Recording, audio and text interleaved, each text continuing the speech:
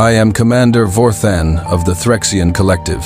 For 900 cycles, I believed I understood every intelligent species in the galaxy. I cataloged their strengths, their weaknesses, their habits and instincts, but I had never studied humans, not truly.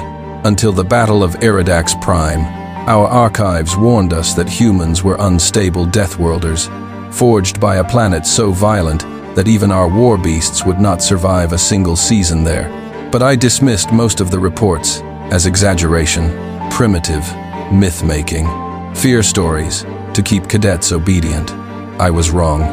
The first human I ever met was a soldier named Captain Mara Hale, small by Threxian standards, barely armored, carrying a weapon I considered inefficient and outdated. She did not look like a terror. She looked fragile. And then the bombardment began. The Karth Dominion descended upon us with orbital cannons that tore the ground into molten rivers. My battalion scattered. Our shields collapsed. Communications died. I remember the shockwave throwing me into the ruins of a collapsed tower.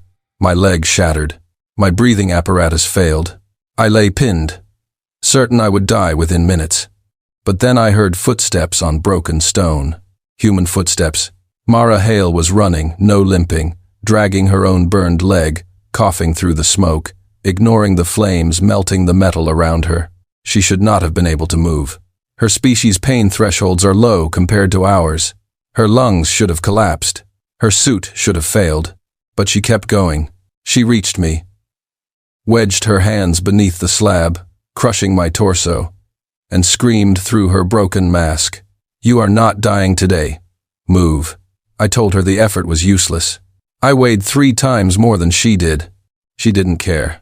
She planted her feet in the burning rubble, muscles tearing under the strain, and she lifted me.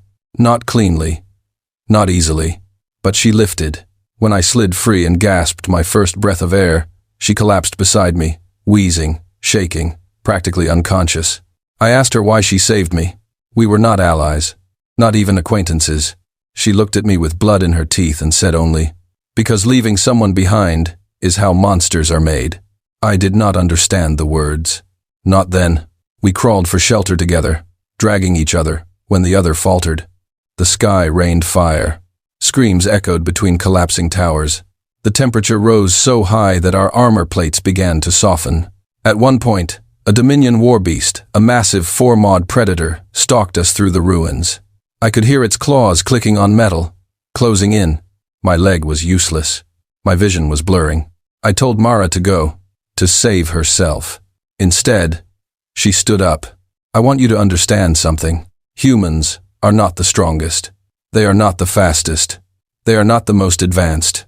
Many species surpass them in almost every measurable way. But humans have something else, something I still cannot quantify."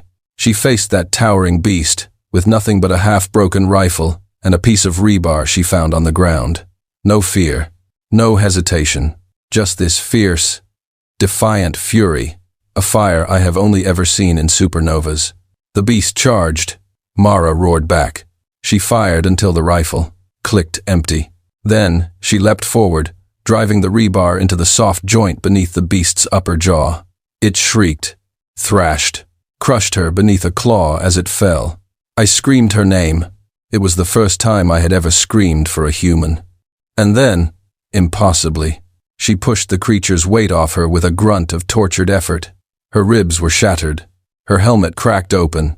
Blood poured down her face. But she got up. Not even the Dominion's killing machines could make her stay down. We reached the evac tunnels, her dragging me now, her breaths wet and ragged. And when the blast doors sealed and the bombardment faded behind us, she finally collapsed. I thought she died. But humans, they do not die easily. She opened her eyes hours later, smiled weakly, and said, "Told you. Not dying today." That was the moment I understood. Humans are the only species in the galaxy that treats the impossible as an inconvenience. They break physics through sheer stubbornness. They fight monsters with scrap metal and pain leaking from their lungs. They save strangers because they believe it's the right thing to do, even when it kills them, even when it should kill them. I once believed humans were exaggerated myths. Now I know the truth. Humans are not myths, they are warnings. And if the galaxy ever truly angers them, may every god we pray to have mercy, because humans won't. Humanity, F times, yeah.